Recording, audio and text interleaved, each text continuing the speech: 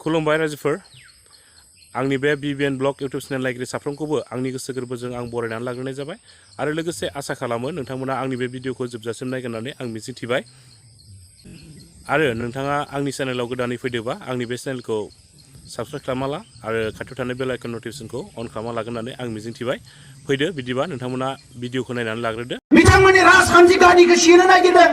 बिथांमोना बुंनो नागिरो पलिटिक्स खालामनो नागिरदों आं दिनैबो रौतानिफ्राय गेवलां फोथारनिफ्राय अपेनलि बुंगोन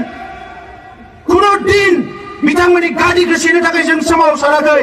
आरो आं हारसिंनि खोथा सानो बुङोब्ला आं खुनु दिन एमएलए एमपि बिटिसिनि चिफ इएमजिएम मेम्बार जानो थाखाय आं सोमावसाराखै प्रमद बर'आ जातिनि जौगानाय थांनाय थैनायनि बाथ्रा जि बड'लेण्डनि इस्यु एबा बेनि अनगायैबो जोंनि माहारियारि जायफोर इस्युफोर दङ हाबाफारि एबा आयदाफोर दङ बे बिथिङाव बे जागायजेननायनिफ्रायनो गाव दुलाराय बर' फरायसा आफादनि आफादगिरि एबा दैदेनगिरि जागायजेननायनिफ्रायबो मालाबाबो प्रमद बर'आ जातिनि रेसपन्सिबिलिटि एबा दायित्व लानानै बियो खामानि मावफेरखायाखै बेनिखायनो दिनै जोबथानायाव बड'लेण्ड इस्युआ आंनि नङा होननानै प्रमद बर'आ बुंनाया जेबो गिदिर खोथा नङा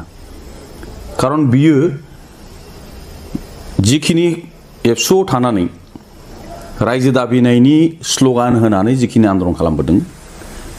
बियो रायजो दाबिनायनि जेबो आन्दलन नंखायामोन साधारन भाबै गावखौ बे आन्दलनजों जड़ित खालामनानै गावखौ लिडारशिप नेतृत्व होनाय आगसारि एबा दैदेनगिरिनि गावखौ महर मोनहोनाय बेनोल' उद्देश्यमोन आरो बिनि उद्देश्यआ थाखानाय बिटिसिआव बोरैहाय नेता जानो हायो एबा चिफ जानो हायो बेखौनो बे टारगेट खालामनानै खामानि मावबाय थाखादोंमोन गतिके दिनैनि दिनाव प्रमद बर'आ बे जिखिनि खोथाफोर बुंदों प्रमद बर'खाय बे खोथाखौ बुंनो हायो सोरबा नों आंब्ला मालाबाबो बे खोथाखौ एथ' गोरलैयै बे नाखस खालामनो हायामोन बिटिसि जि एकर्ड मानाव गेदेर हाग्रामा महिलारि बिथांनि दैदेननाय दाख्लिनि जि बिटिआर सुक्ति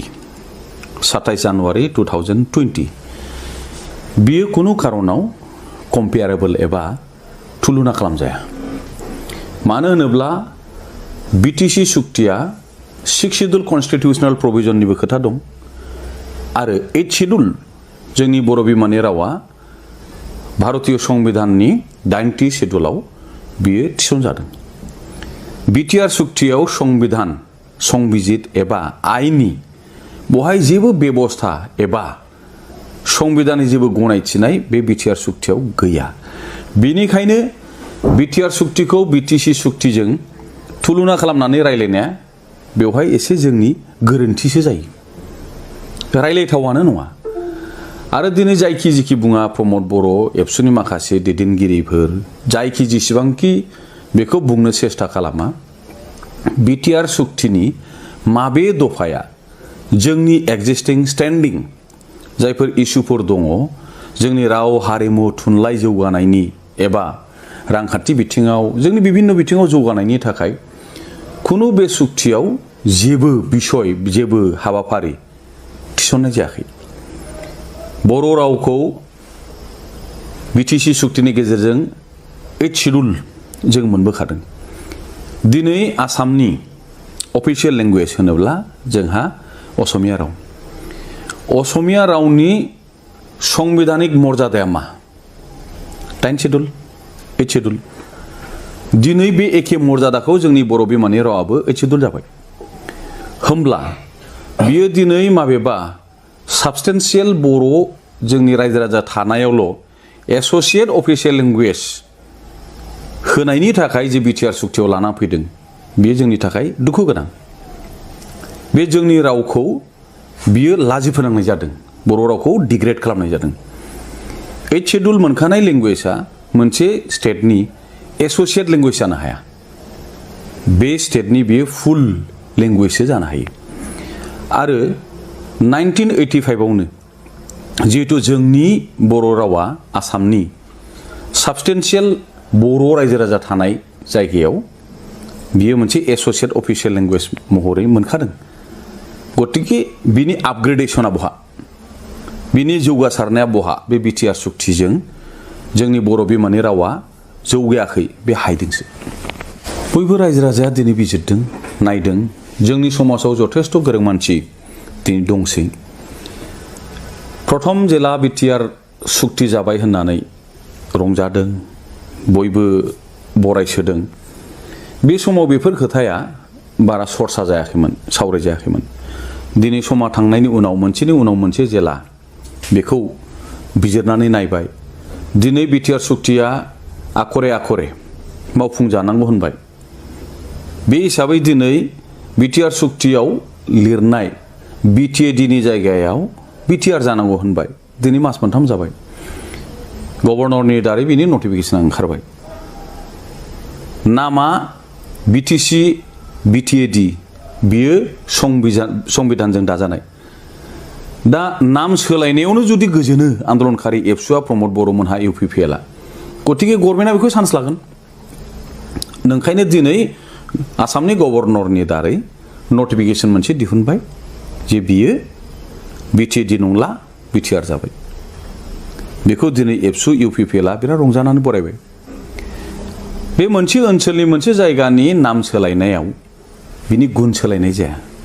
बेजों जेबो जौगानायनि जेबो सोलायनाय जाया बयबो बुंसोलायदों आरो जोंबो बुंदों आंबो बुंदों बे माद्रासनि जायगायाव चेन्नाइ जानाय बायदि बम्बेनि जायगायाव मुम्बाइ जानाय बायदि बेंगालरनि जायगायाव बेंगालुरु केलकातानि जायगायाव कलकाता जानाय बायदिल' बेवहाय जेबो गुननि सोलायनाय गैया बेयो जाहैबाय बिटिआर सुक्तिनि बिराद गोख्रों मोनबोनाय दफा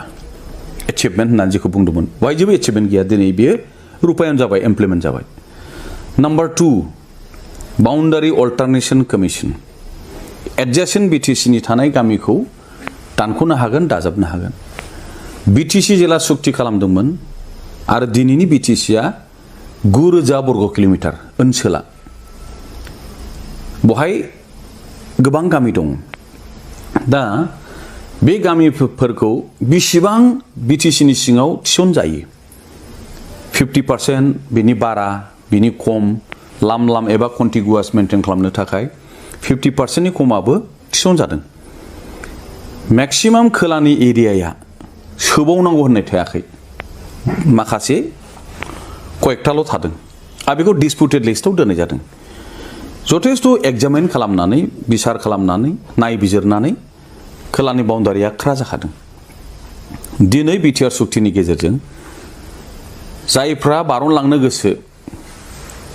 बे सुक्तियाव प्रभिजन थानाय लोगो लोगो दिनैनि अबस्थाया मा जादों 523 खान गामि थाखानाय बिटिसिनिफ्राय दानख'नांगौ होननानै गुवाहाटी हाइकर्टआव केस होदों गुवाहाटी हाइकर्टआ बेखौ दायथ' लायाखै आसाम गभर्नमेन्टनो बेखौ दायथ' होदों आसाम गभर्नमेन्टआबो दाबो बेखौ निष्पत्ति एबा सुस्रांनो हायाखै कर्टआ बुंदों कमिटि दानानै हियारिं लानानै स्पिकिं अर्डारनि गेजेरजों बे बाउन्डारि समस्याखौ समाधान खालामनांगौ नाथाय बेखौ आसाम गभर्नमेन्टआ जेबो दांनो हायाखै मानो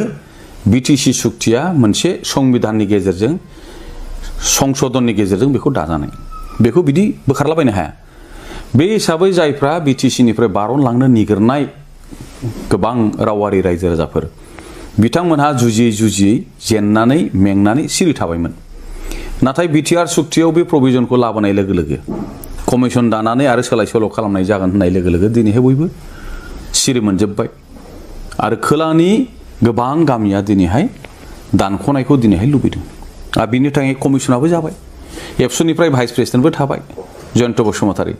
दालिम्बायन अदालगुरिनिफ्राय सासे असमिया राव रायग्रा व्यक्तिबो थाबाय दिनै खुला खुलि दालिम्बायन बिथाङा बुंदों गोबां अना बर' गामि बिटिसिनिफ्राय दानख'नाय जागोन जोंनि खोथाया बर' अना बर'नि खोथा नङा मोनखानाय बिटिसिनि ओनसोला जाहैबाय 9,000 बर्ग किल'मिटार बिनि 1 फुटबो 1 बिगाबो बियो दानख'जानो मोना खारन गोबां खस्थ'नि गेजेरजों एग्जामिन खालामनानै परीक्षा निरीक्षा खालामनानैसो बिटिसिनि बाउन्डारिखौ ख्रा खालामनाय जादों आरो जों बै समावहाय बुजिखायो खोलाहा आरोबाव बेसेबां बाराय जायो चान्सआनो गैला सुबिदानो गैला दा बे रोखा जाखानायखौ दिनैहाय आरोबाव बिनि दरखौ खेवनानै बारनलांहोनाय माने 9,000 बर्ग किल'मिटारनिफ्राय बेसेबां ओनसोल थांगोन होमब्ला जोंनि बिटिसि एबा 6 शिड्युलनि जि महर बियो टटेलि डाइल्युट जागोन, जोबस्रांलांगोन। होमबा जोंनि सोमावसारनाय, जोंनि भबिष्यत, जोंनि सिमां, बिटिसिखौ मोजाङै जौगाहोनाय बेफोर ओरैनो दैयाव थांजोबगोन। जोंनि मुंख्लं जोहोलावजो बिथांमोन बड'फा उपेन्द्रनाथ ब्रह्मनिफ्राय आरम्भ खालामनानै जिखिनि दिनैहाय मुंख्लं जालांबाय, जोंनो मोनसे थुलुंगा होलांबाय, बे सेक्रिफाइसआ ओरैनो दैयाव थांजोबगोन। दिनैनि अबस्थाया बहाय सफैबाय। गतिके बेखौ दिनैहाय एबसुआ प्रमद बर'आ दानख'नाङा होननानै बुंनायनि नैतिक अधिकारखौ एबा नैतिक दायित्वखौ बियो दिनैहाय खोमानानै लाबाय। मानो होनोब्ला दानख'नाङा दिनै होननाय लोगो लोगो एबसुआ प्रमद बर'आ होमबाना बै सुक्तियाव थानाय दफाखौ गभर्नमेन्टआ दिनै खोन्थागोन। नोंसोर खालामनाय सुक्ति, नोंसिनि सहियानोथ' बेनो। आरो नोंसोरो जिहेतु सुक्तिखौ खालामनानै 100% इमप्लिमेन्ट खालामनांगौ होनना बुंबाय, प्रेसार होबाय, बोलो होबाय, नोंखायनो गभर्नमेन्टआ दिनै फारि फारि इमप्लिमेन्ट खालामनो नाजाबाय। दा खालामनायाव जोङो जिखिनि दफा इतिमध्य गभर्नमेन्टआ इमप्लिमेन्ट खालामबाय, बहाय नुबाय गोदानै आलादा माबा मोनसे जौगानायनि बाथ्राखौ बाद होदो। थाखानाय मोनखानाया दिनैहाय जामलांनाय एबा जोबलांनायनिसो दिनैहाय सुक्तिखौ रुपायन खालामनाय लोगो लोगो बे आरम्भ जाबाय। होमबा भबिष्यतआव बे बिटिआर सुक्तिजों एफा मोजां मोनखानाय बिटिसि सुक्तिया धंस जानांगौब्ला बे बिटिआर सुक्तिया सोरनि थाखाय, मानि थाखाय, जोंनि थाखाय बोरै बे मोजां जानो हायो? प्रश्नआ दिनै बे जाफैबाय। सुक्तियाव जेखौ लिरदों बे सुक्तियाव लिरनायनि जि इमप्लिकेसन, बेनि ओंथि, बे ओंथिखौसो जों दिनै बिश्लेषण खालामना बुंदों, जों आलादा जों बुङाखै। आरो बे ओंथिखौ बिजिरना नायोब्ला बहाय जेबो गैया, बे जिर'। डक्टर हिमन्त बिश्व शर्माया दिनैसो बे मन्थ्रि नङा, गोबावसै खेबब्रै जाबाय देग्लायजों। आरो बियो बर' रायजो राजाखौ सिनायै, बिटिसिखौ सिनायै, बियो गोदान बेक्ति नङा। एतदिन बेफोर खोथाखौ बिथाङा दिनै बुङाखैमोन। दिनै हठात जाति बिभाजन, बिटिसि फोजोबस्रांनाय, बिटिसिनि सिङाव जायफोर बाथ्राफोरखौ बुङोब्ला गावस्रालायगोन, बिटिसिआ जोबस्रांगोन, बिनि मेन टार्गेटआ जाहैबाय बिटिसिखौ फोजोबस्रांनाय। बेफोर खोथाखौ दिनैसो मानो बुंखो, गोदो मानो बुङाखैमोन? बेखौ जुदि जों बयबो बिजिरनानै नायो, डक्टर हिमन्त बिश्व शर्मा बिथांखौ बिटिआर सुक्तियानो बेबायदि बुंनायनि थाखाय साहस होदों, खाबु होदों। सुक्तियाव लिरनाय दं। आरो बेखायनो बियो बुंदों दिनै जायफ्रा बिटिसिआव थानो गोसो गैया दरखास्तल' हो, ओंखारलां, दरखास्तल' हो, ओंखारलां। आरो एबसुनि आरो बिटिआर सुक्तिनि गेजेरजों प्रमद बर'मोननि जि दुर्बलता, बिथांमोननि बिसिनि जि मोनसे लालस, लभ, जाति फोथांनाय एबा बिटिसिखौ फोजौनायनि बिसिनाव जेबो गैया, बेक्तिसो बिसिना, सेल्फ इन्ट्रेस्ट, बेखौ डक्टर हिमन्त बिश्व शर्मा बिथाङा। स' लोगोफोर, आंनि दिनैनि भिडिअ'आ बेनोसै। जै बर' हारिनि।